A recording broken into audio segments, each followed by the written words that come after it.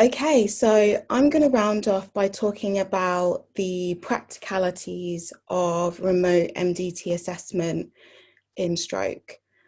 Um, so now that we're in the restore and recovery phase of the pandemic, in the UK, service provision has been variable. Some teams have been told they can provide rehabilitation and some not. And as Gemma highlighted, we had a national document out last week, which highlighted the importance of rehabilitation. And more importantly, it did highlight the opportunity that telerehabilitation and assessment can offer to stroke services. However, there has been a lack of training and support, and also a lack of dissemination of the available evidence base. And so as teams, we've had to make some fundamental decisions. How do we maintain safety for everyone involved, for staff and for patients? And what are the internal and external influences on that? How confident do I feel as a therapist to do it? And do I have the software, the hardware, the ability, the environment to be able to provide an excellent service? There's also been some decisions about how you decide when you're going to do face-to-face versus remote. And there are a lot of documents that we can share around how you make that decision. But I don't think it's a decision necessarily between one or the other. What we're trying to promote as the remote rehab community is more of a blended approach, where you do the things you definitely need to do face-to-face, and then you do other things that can be done remotely, and you upskill yourself for that remote assessment. So the remote assessment can be just like any assessment, as it's shown by all the speakers today. It can be one-to-one, you can have family members there, it can be part of a group, but the aim is to get some diagnostic information, provide information, advice, and then plan your rehabilitation. But as therapists, we really need to think about the pre-assessment. So we have a discussion with our patients. Are you going to be doing 100% remote, 100% face-to-face, or a blended approach? And it's really sitting with yourself and thinking, how confident am I and how competent am I to do the things that I'm going to be doing remotely? And that would be the first step in deciding how you're going to do a remote assessment.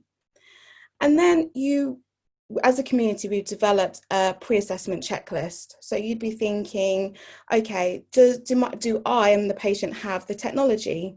Do we have the equipment? Do we have the software and hardware to be able to get a connection and then experience a good remote assessment?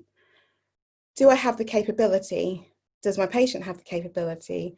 And what are my beliefs and their beliefs around rehab? And I think we were having a conversation today with someone who said, you know, for older patients, they may not have the capability to access. That's not 100% true. And I don't think we should prejudge someone's capability. It's something that we should assess. And again, with communication, do I and they have the capability and confidence to be able to participate in an assessment? And that doesn't mean being able to speak. That's just the gesture, as well as other things that the speech therapist will be able to elaborate on. On your checklist will be, do I have the right environment? Have I looked at all the health and safety? I know the OTs and the physios have started to do virtual tours of people's houses, so getting them to go around and show them, because there are cues and things that you wouldn't necessarily see on video.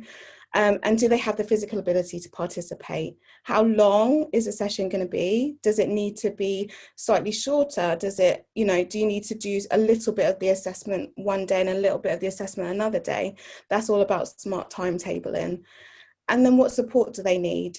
What support do you need? So I've done a lot of peer-to-peer sessions with therapists where you can both be there on the assessment to help each other, or does the patient need someone physically there, carer or a therapist, while you're remotely?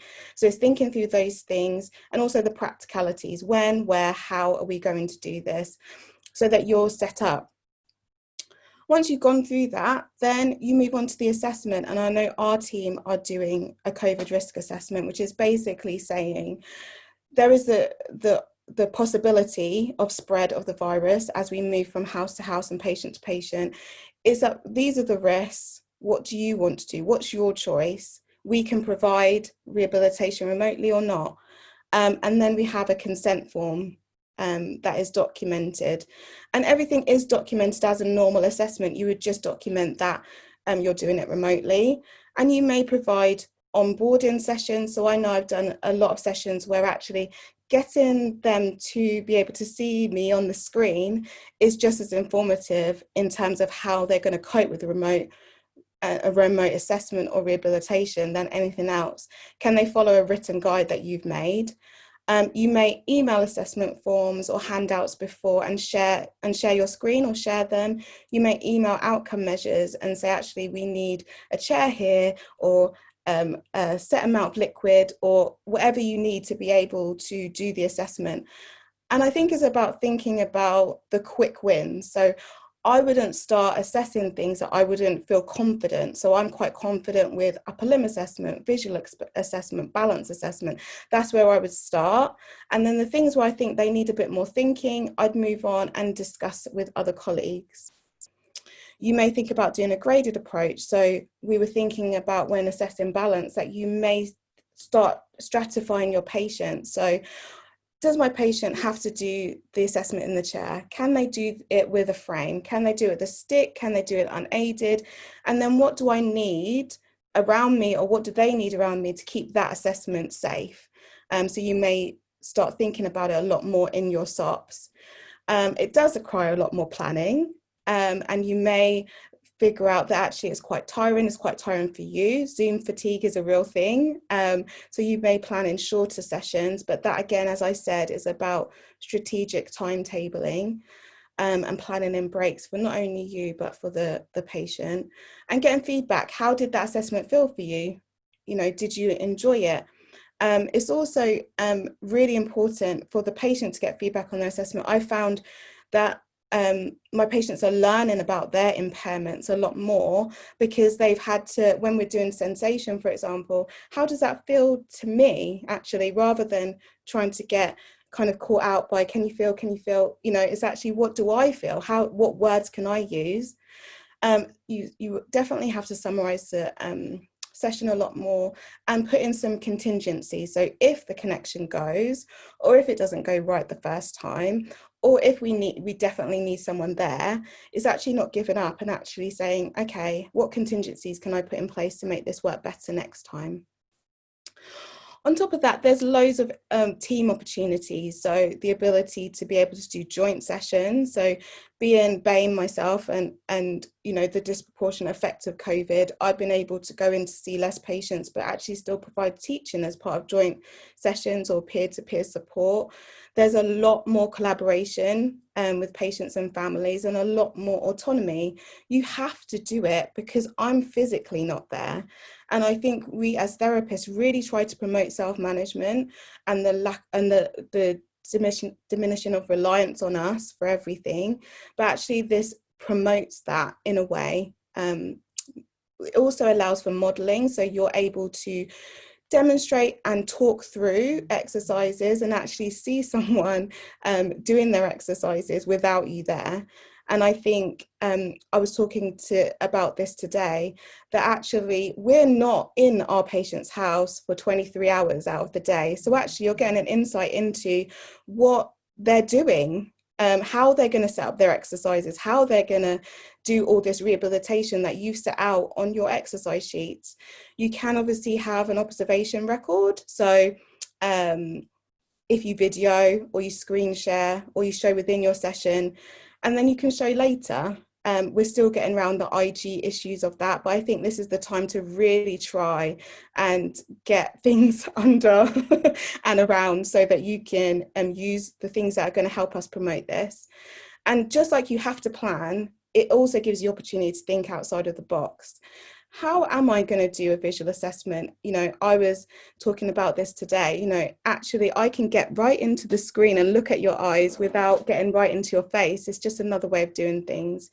And there's been a lot of feedback that it's been better than seeing someone through a mask. You can actually gain that rapport, and there's been no thoughts that you can't gain that rapport through your assessment and your treatment.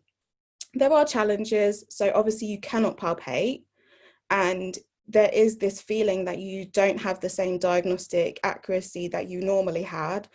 But as all the clinicians have said, it's allowed you to upskill on your observation and on your conversational questioning, etc., to be able to use different types of skills to get the same outcome. And also, you're going to be more cautious, especially with things that are falls risks. You may go a bit slower, but as you upskill, you are able to problem solve and think about that in a more detail. And it's also about engagement, you know, but with all therapy, it's about how you manage that with your caseload, how you manage that with your patients, how you promote engagement. You may not have the same support, or they may not have support, which can limit, and some functional assessments, such as ones that involve water, may not be the best remotely, so they don't lend themselves to electricity. And you don't have the same spontaneity. So when I walk through a house, I may see someone's hoarding their medication, and then it may change my assessment immediately, because actually that's an environmental cue that you may not get. But at Remote Rehab, and in general with these presentations, we're showing you the opportunities for innovation. We're showing you how challenges can overcome, how we can promote an agile workforce. At Remote Rehab, we're also promoting a blending approach. We are not here to promote remote rehabilitation over and above anything else. But what we're saying is that actually there are a lot of opportunities with remote working, and that actually it can supplement and enhance your offer. And it's not the Cinderella to rehab. It can be just as good, but there are training needs. And I think on the platform and just in general with connections that I've made, we've been able to really upskill ourselves very quickly, as you can tell by all of these presentations so far.